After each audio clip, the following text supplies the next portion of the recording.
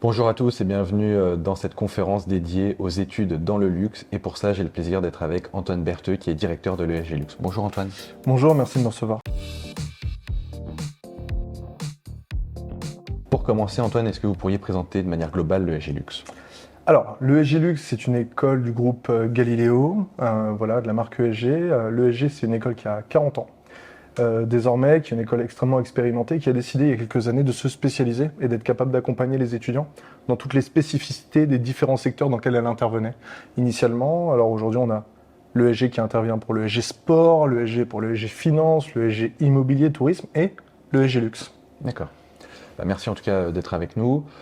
Pour rentrer dans le vif du sujet, est-ce que vous pourriez nous présenter globalement ce qu'est le secteur du luxe? Alors, c'est difficile puisque la France est le pays du luxe dans le monde. Alors, c'est difficile en quelques mots de définir le secteur du luxe. Évidemment, la ville de Paris représente un attrait extrêmement important pour les études dans le luxe par l'ensemble du dynamisme de ce secteur qu'elle représente. Aujourd'hui, le luxe en France se divise en plusieurs secteurs, en plusieurs pôles, je dirais, et les principaux seront à identifier et représentés par la mode, premièrement, la cosmétique joaillerie, et la cosmétique et la joaillerie. Ok, Voilà. merci. À qui vont s'adresser ces études? Par exemple, vous, à l'ESG Luxe, qu'est-ce que vous regardez chez un étudiant, chez un lycéen? Est-ce qu'il y a des spécialités au lycée, un bac à privilégier?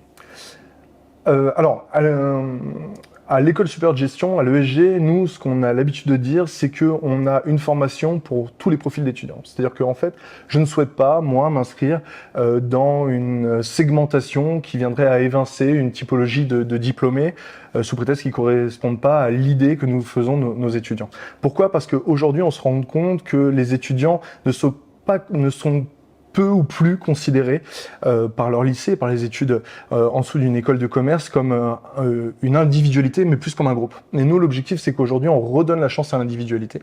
On redonne la chance à l'individu de pouvoir s'insérer dans le secteur qu'il convoite, peu importe son profil. Alors, évidemment, moi je vous dis ça, si un étudiant vient postuler chez moi en me disant « Monsieur Bertheux, je veux continuer à étudier dans le luxe, j'ai un diplôme de boucher charcutier », il y a peu de chances que ça soit en pleine corrélation. Et là, c'est notre rôle à nous de faire notre métier et de dire à l'étudiant qu'il y a sûrement des métiers, des orientations qui correspondent plus à son profil. Néanmoins, si l'étudiant défend un projet qui lui est propre, dans lequel il s'investit, dans lequel il met énormément d'engagement, eh ben nous sommes là pour l'accompagner. Dire aujourd'hui qu'il y a un profil type d'étudiant à l'ESG, non. Dire qu'on est exigeant avec tous les profils de la même façon, oui. Et donc, en fait, moi, ce que j'invite, c'est j'invite tous les étudiants qui souhaitent continuer dans le luxe à postuler et à être accompagnés, à rencontrer les membres de mes admissions qui accompagnent chaque année des centaines et sur l'ESG Paris des milliers d'étudiants dans leur orientation. D'accord. Souvent, on a des lycéens, des lycéennes qui hésitent entre se spécialiser tout de suite après le bac, en choisissant par exemple l'ESG Luxe pour des études dans le luxe, ou bien commencer par une formation plus généraliste, puis une spécialisation en master. C'est le cas par exemple de Paris School of Business. Quels conseils donnez-vous aux lycéens, lycéennes pour faire le bon choix? Bon, ça c'est une question, si j'ose dire, une question de parents, très souvent. Les parents, je reçois chaque année des mamans et des papas d'étudiants qui viennent me voir en me disant « Je suis un peu inquiet, est-ce que mon fils va pas, ou ma fille ne va pas s'enfermer dans un secteur ?» Moi, ce que je crois, c'est qu'en ce qui concerne le luxe spécifiquement, il est nécessaire d'être extrêmement spécialisé. On le sait, les métiers d'excellence requièrent des compétences qui sont évidemment multiples, qui sont hybrides parfois, mais surtout ces compétences doivent être maîtrisées extrêmement précisément par le candidat. Et ce que j'invite à faire, notamment dans le secteur du luxe, c'est de se spécialiser extrêmement rapidement. Un candidat qui choisit une école généraliste aura pour mission, lorsqu'il nous rejoindra à mi-parcours, type après un bachelor pour nous rejoindre sur un programme master, de se spécialiser en 2 ans lorsqu'un étudiant qui m'a rejoint dès la première année a, lui, 5 ans pour se spécialiser, appréhender les codes du luxe, la façon de communiquer des entreprises et puis évidemment l'ensemble des spécificités évoquées par par un secteur dans ce domaine. Je pense que voilà, un étudiant qui souhaite rejoindre la bijouterie joaillerie doit connaître à la fois doit avoir à la fois des compétences techniques et commerciales. C'est ce que nous lui apportons à l'ESG Luxe directement dès la première année. Très bien. Concernant ce que vous allez regarder, vous l'avez déjà un petit peu évoqué, mais au niveau du profil, des notes, des appréciations, en tant que directeur de l'ESG Luxe, qu'est-ce que vous allez regarder ? Moi, ce que je regarde, c'est vraiment son projet. C'est-à-dire que dans le cadre d'un recrutement d'étudiants, il a évidemment un concours lié à la culture générale, parce que on veut s'assurer que l'étudiant ne sera pas en souffrance dans le suivi de sa formation, mais évidemment son projet, où il est aujourd'hui, où il veut aller et quelle est la stratégie qu'il met en place dès la première année pour y arriver. D'accord, merci. Au niveau de l'organisation des études dans le luxe, on va prendre encore une fois l'exemple de l'ESG Luxe, comment vont s'organiser et le bachelor et le master ?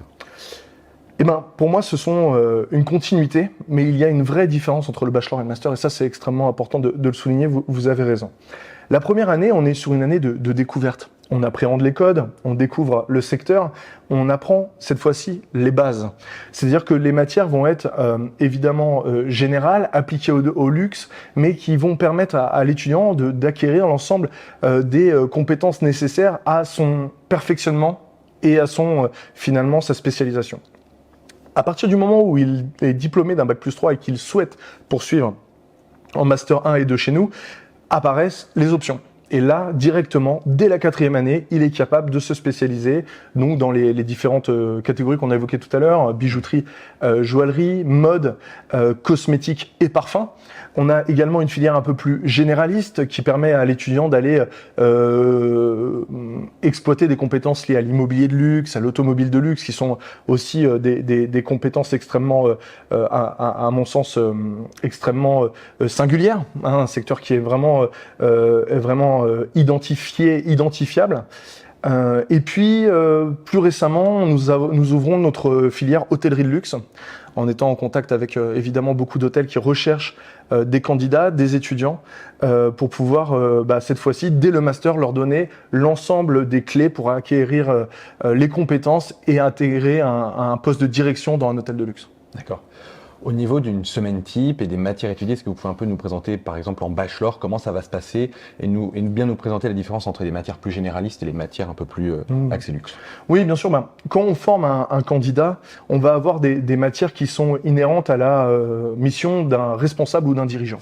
Alors ces missions, évidemment, j'ai envie de dire, peu importe le secteur, savoir lire un compte de résultat en comptabilité, savoir établir un plan d'action marketing, savoir établir un plan d'action commerciale, avoir les bases du management, finalement, sont foncièrement en termes d'essence, les cours, le contenu des cours doit être le même, la compétence transmise doit être la même.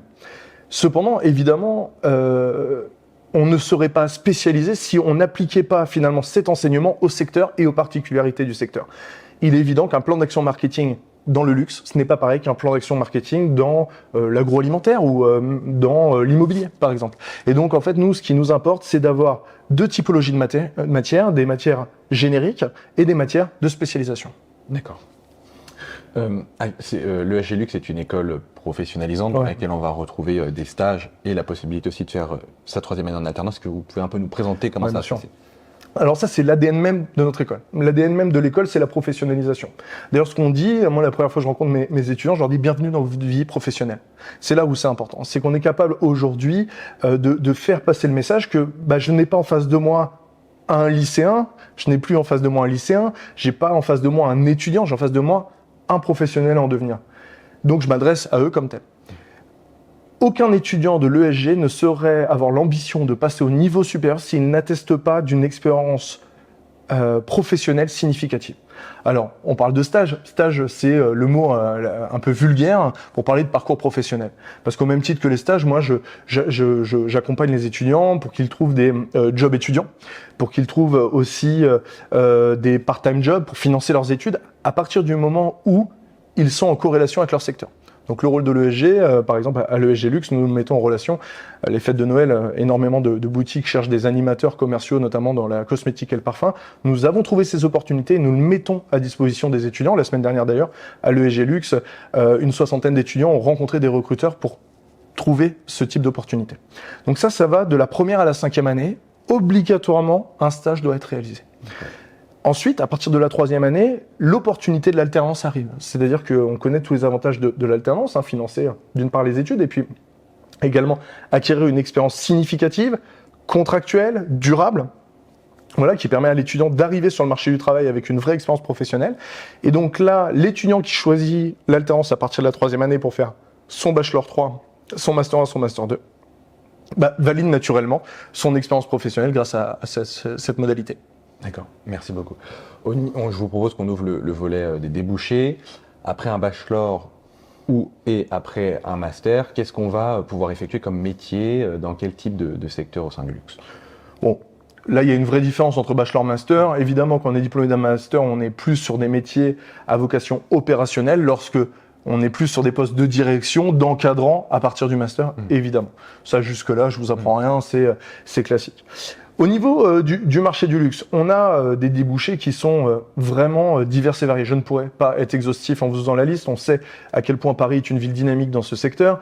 On a chaque année des étudiants diplômés qui sont aujourd'hui alumni, qui rejoignent des postes de direction de points de vente, de chef de produit, de responsable marketing et communication de grands groupes.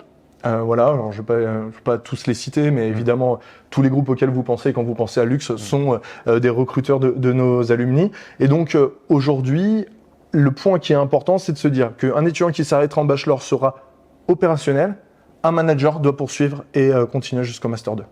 Merci Antoine. Pour terminer cette vidéo, est-ce que vous auriez un dernier mot pour les lycéens, lycéennes qui souhaitent s'orienter vers les études et les métiers du luxe et potentiellement vers l'ESG Luxe? Effectivement, le secteur du luxe est un secteur qui fait rêver. C'est un secteur indestructible, comme on aime le dire. C'est un secteur qui aura toujours besoin de collaborateurs. Et même si ça paraît pour les lycéens un peu loin, ils sont d'ores et déjà en train de choisir le professionnel qu'ils veulent devenir. Nous les accompagnons dans ce sens-là en épousant systématiquement l'ensemble des modifications, des mutations du marché. On a aujourd'hui une grosse mutation dans le luxe qui s'effectue au niveau du digital. Le Covid y est pour beaucoup, mais aujourd'hui on a une augmentation significative des ventes en digital. On a vu, même si ça baisse un peu à l'heure actuelle, le métaverse arriver, l'importance des NFT qui arrivaient dans le luxe.